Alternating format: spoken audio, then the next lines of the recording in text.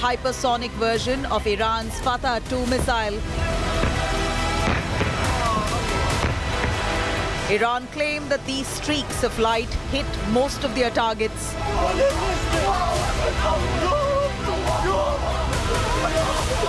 With Iranian reports even suggesting that the missiles managed to destroy large numbers of Israeli combat aircraft. A claim not proven with evidence thus far. The haunting lights in the darkness, a message to Israel from Iran.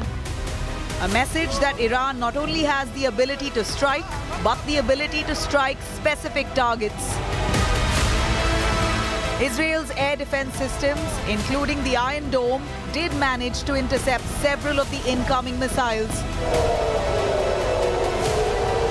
With almost certain help from United States air defense assets situated in the Mediterranean and the Red Sea.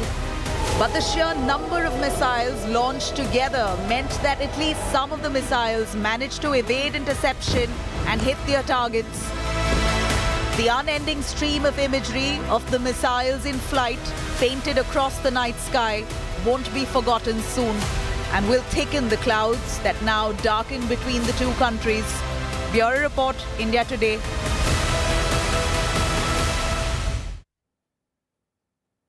So after close to 181 missiles were fired, including the hypersonic missiles, the ballistic missiles, the Iranian Revolutionary Guard Corps generals have claimed significant damage has been inflicted on key military installations, and each target was very carefully chosen. For example, the Mossad headquarters, and Mossad has been blamed for those pager attacks and for providing pinpoint intelligence that led to the killing not just of Ismail Haniyeh in Tehran, but also Hassan Nasrallah in Lebanon. So Mossad headquarters was in the line of fire, as were 3 key air bases in Israel, where fighter jets were launched to target Lebanon. Now, as the world watches very closely, the question is, when will Israel respond? It's not if, but when and how.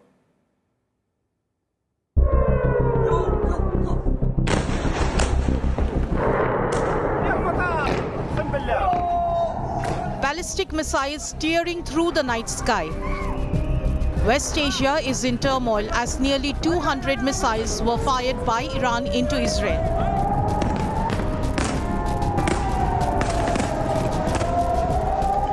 Iran's ballistic missile attack on Israel has caused significant damage, claims the Iran Revolutionary Guards.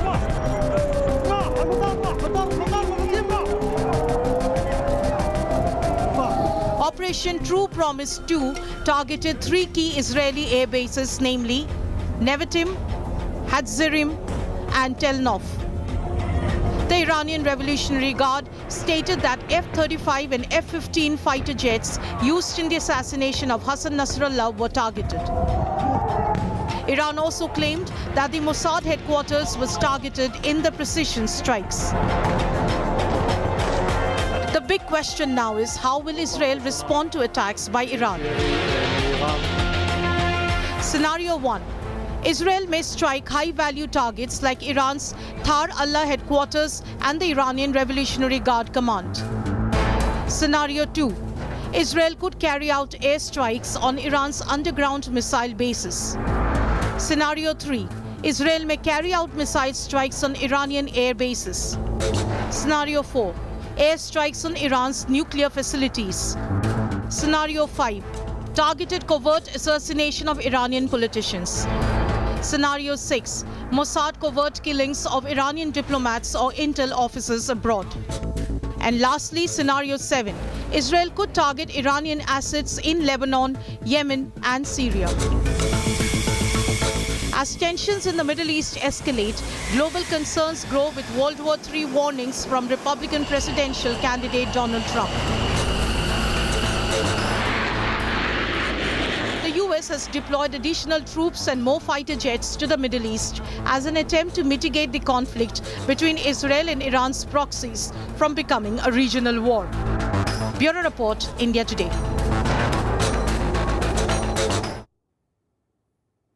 Let me get you more on this big developing story. Joining me from Tel Aviv is Nick Koilohan, and Nick has been traveling very extensively, especially in the last 24 hours also. Anjana Shankar is a senior journalist with the National in Abu Dhabi, tracking these developments very closely. Nick, 24 hours later, what's the battle damage assessment? What's been the impact of the Iranian missile strike, sir? So, although the Iranians said that they targeted the bases of the Israeli army, actually, I saw how Israelis all across Israel were running to the bomb shelters and how the rockets were targeting schools, buildings of regular citizens, streets of Israel, restaurants, and the shopping mall centers. So most of the rockets that I saw, the debris of them and the damage was in a civilian population. And by a lot of luck, one of the rockets didn't kill hundreds of children because it was the ceremony of the Rosh Hashanah, the new year of the Jewish people. And just 3 hours after, the ballistic rocket of Iran hit the school at Gadera, south to Tel Aviv, and it destroyed part of the school. And fortunately, there were no children there. And also, I saw about 100 houses that suffered from the blast of one of the rockets at the town of Hod HaSharon, north to Tel Aviv. Also there were no casualties, but it is because Israel has a really strong air defense, the Iron Dome, and also other systems that intercepted most of the rockets, and the ones that hit the ground, most of them hit in open areas because the system can calculate which of the rockets also bring they in are Anjana into this down conversation. and which Anjana, not. both the US and Israel called the missile strike a failure. But was Iran actually, in your appreciation, targeting these bases, or was it sending a message that if it wants, it can target the Mossad headquarters or the air bases, or was it indeed a failure? Thank you for having me. I don't think this time Iran was just sending a message. We can say that in April, when Iran had the first volley of attacks, that was sending a message because they warned Israel 72 hours before that there will be a strike in retaliation, and they did. So it was more like a spectacle playing out, and and Israel had all the time to operate its air defense, and it was sending a message. But this time around, it was clearly Iran giving a message that they can strike deep into Israel, and so far the restraint that they have exercised, throughout the Israel's aggression that we have seen, taking out the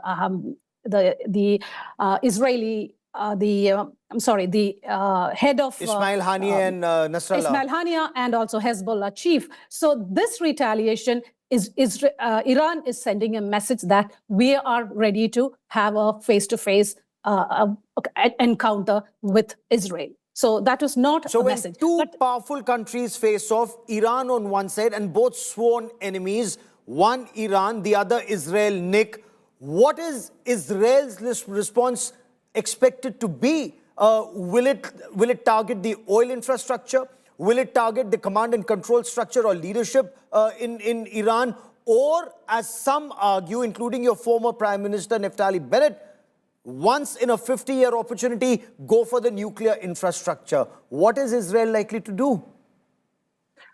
Israel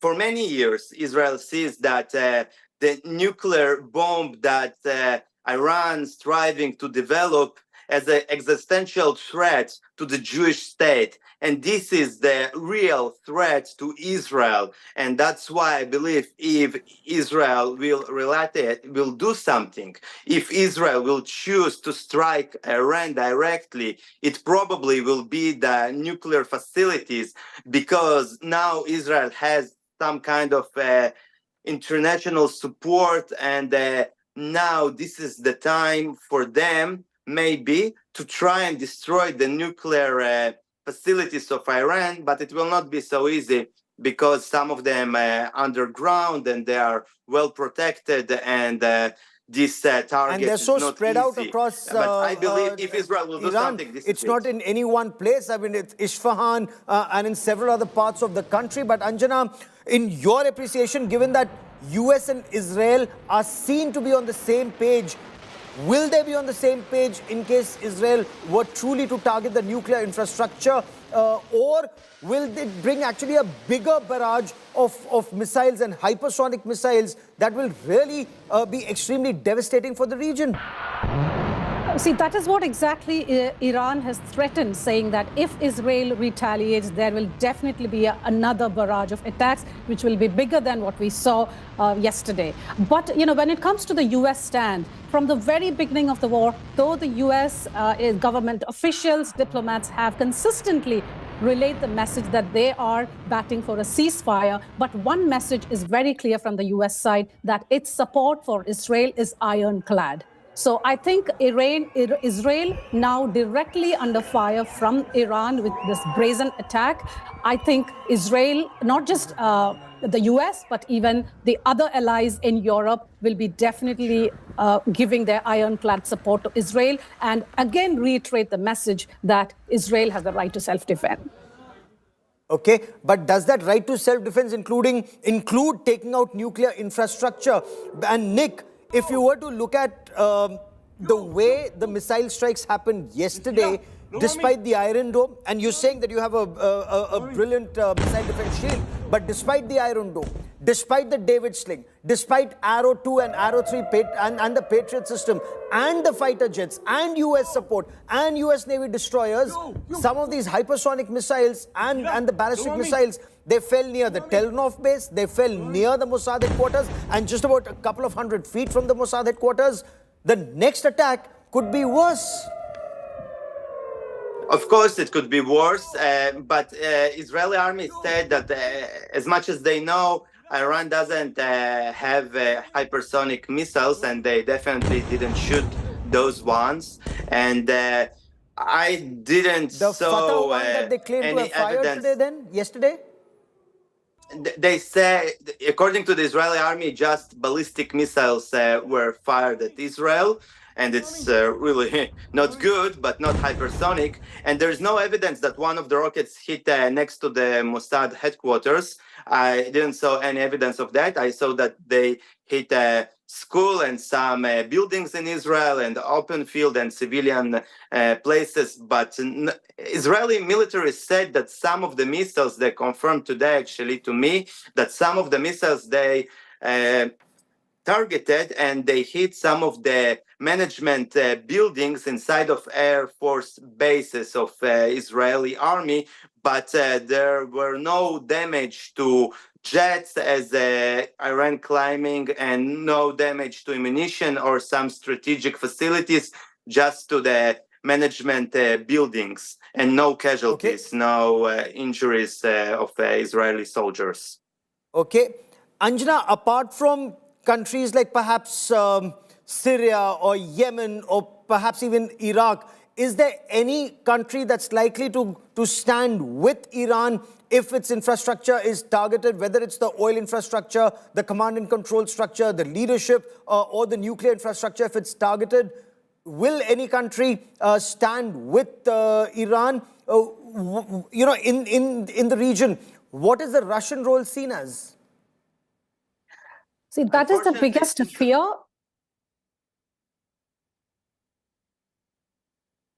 The Go on. Arab countries. Sorry, Nick, this was for Anjana. Yeah, this is the biggest fear when we talk about total escalation of this war blowing out into a big regional war, and even the talk about whether we are on the brink of a World War III. Because if Israel retaliates against Iran and all the possibilities that you just played out, we don't know. It is a wait and watch game. But you know, this is what everybody's fear is, whether the US will be dragged into this war. US has made it very clear that during this attack, they helped Israel in its air defense. But if there is a next volley of attack, next barrage of missiles coming into Israel, if the US will get involved, other militias in the region have already warned the US that not to get involved in this war. And if they do, US targets in the Middle East will be targeted by these militias. So if that Iran comes into picture, and then it's something that we have to wait and watch, whether countries like Russia, China, and other Iran allies, what will be their move. And that is the biggest fear. And that is why there is a huge diplomatic maneuver happening now to de-escalate and to take the country out brink of war. Nick, every war has an aim. In this conflict, after the strike by Iran, what is Israel's end game? Is it a regime change in Iran? Is it to ensure that they're no longer a nuclear weapon threat that they could well be if their nuclear infrastructure is not targeted according to Israel? What's the end game? What's the aim? Israel has one end game from the beginning, the establishment of the country in 48. It just wanted a safe place for the Jewish people after the Holocaust. But the Arab countries, the neighbors, they never accepted Israel as a state, and they from the first day tried to destroy Israel. Actually, back then, USSR and Stalin helped to Israel survive this war, and they gave them ammunition and weapons. And since then, the Arab countries constantly tried to destroy Israel. And after that, Palestinians, and after that, all those militias and terror organizations as Hamas, Hezbollah, the Houthis, and Iran as well. And the Jewish people, Israel, just want to live in peace. And unfortunately, this cycle of violence is not ending. And the more blood you have, the more blood will be in the future. And there is a lot of hate, and from day to day, it becoming worse and worse, and that's why I'm afraid and that the road ahead is clearly not easy. Nick and years. Anjana for joining me here on this India Today special. Many thanks. News also coming in. Israel has lost 7 soldiers, including one young army captain in Lebanon, in southern Lebanon. As they moved in, there was a targeted attack and 7 Israeli soldiers have been killed in action. So the road ahead for Israel extremely dangerous, and we'll be tracking that story very closely. A quick break. What will Israel's response be? Israel's ambassador to India, Reuven Azar, joins Shivarur. That story and lots more coming up. Stay with us.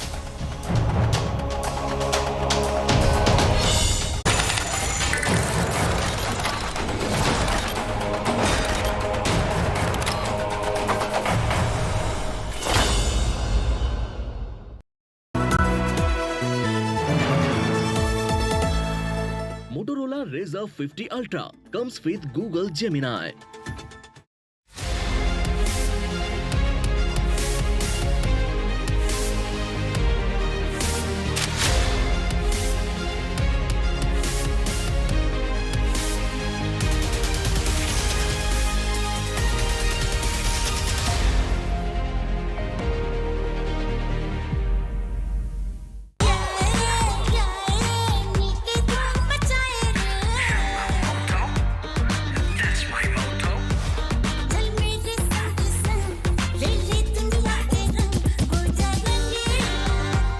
हो जा रंगीला रे with Motorola's incredible range of smartphones. Hello, Moto.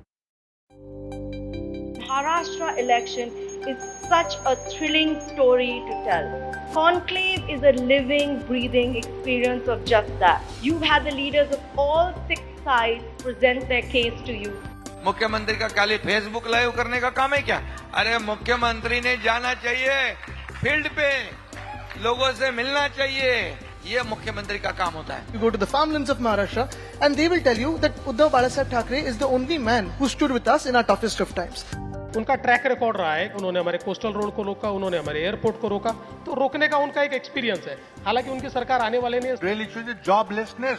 This government has failed to create jobs. I wanted to stand by a 83-year-old man who believed in something, and I was not going to cow down to a bully. ये बगावत वगैरह कुछ नहीं की. अभी वो जो issue हुआ है उसको 1 साल हो के गया, वो बार बार उठाने की कोई जरूरत नहीं है. We hope that we've done our job well, so you can choose well.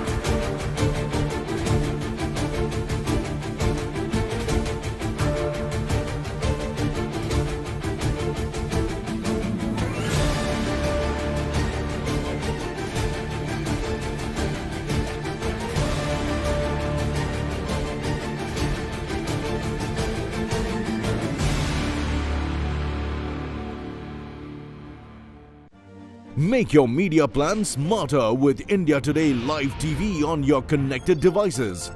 Amplify your brand with 100 million smart internet viewers. To advertise, mail us at sales@aajtak.com.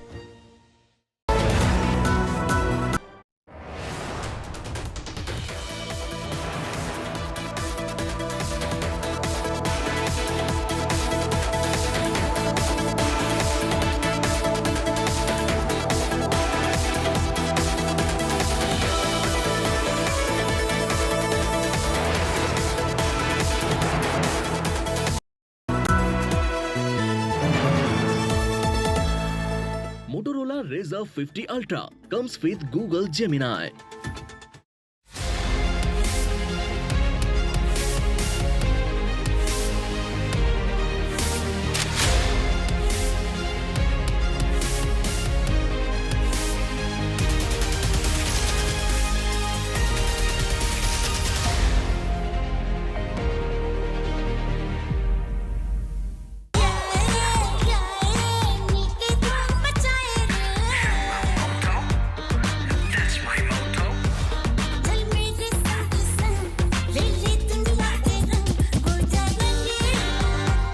हो जा रंगीला रे with Motorola's incredible range of smartphones. Hello, Moto.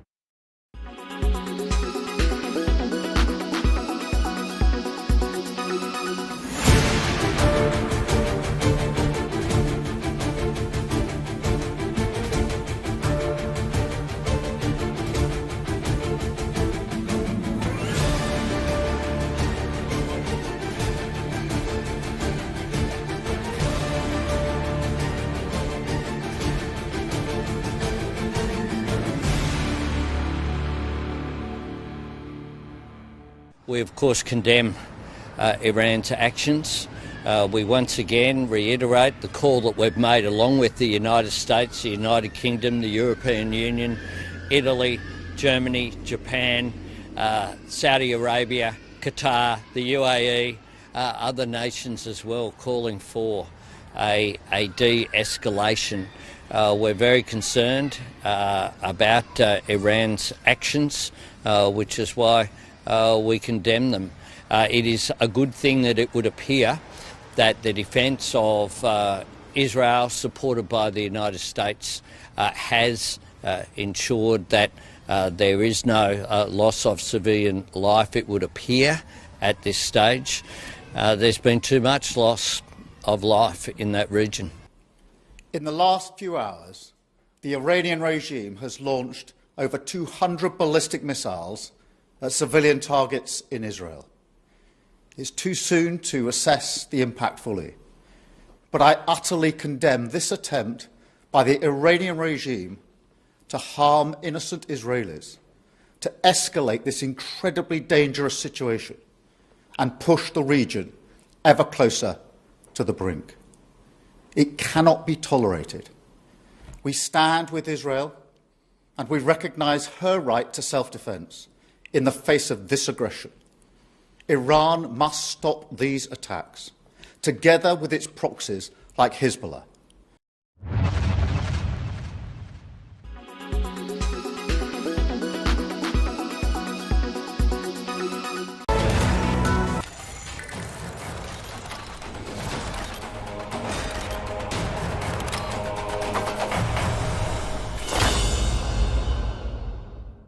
We'd all first like to wish you a very happy Jewish New Year. Rosh Hashanah starts today.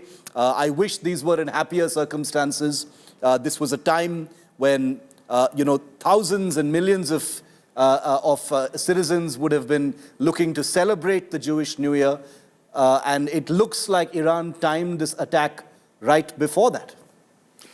That's right, Shiv. Thank you very much for this interview. What Iran did is that it fired a barrage unprecedented in history of humankind of 181 ballistic missiles. The payload of each missile is between 700 to 1,000 kilograms of explosive, capable of destroying an entire building, of destroying many lives. Israel, together with our partners, the United States, neighboring Arab countries, which we thank them for their support, have thwarted this attack completely. Yes, we had some missiles hitting open areas, but thank God we are safe. Israel has the best missile defense system in the world that was developed by our best technological people, and Israel actually has performed very well. Iran has made a very serious mistake. Shiv, you have to understand, the Iranians have been so far fighting against us for some reason, their genocidal, fanatic, theocratic ideology is very difficult to understand, but they have been having a free ride. They've been fighting us with some of our Arab neighbors that are as fanatical as they are. But guess what? The Hamas terror machine is over. Nasrallah is dead. Mohammad Deif is dead. They are left without their biggest proxies. And they decided to continue the fight directly against Israel, and they will pay a price. Let's talk about some of the specific claims that are being made, Ambassador Azhar, at this point of time. Iran, like you rightly said, fired upwards of 180 ballistic missiles.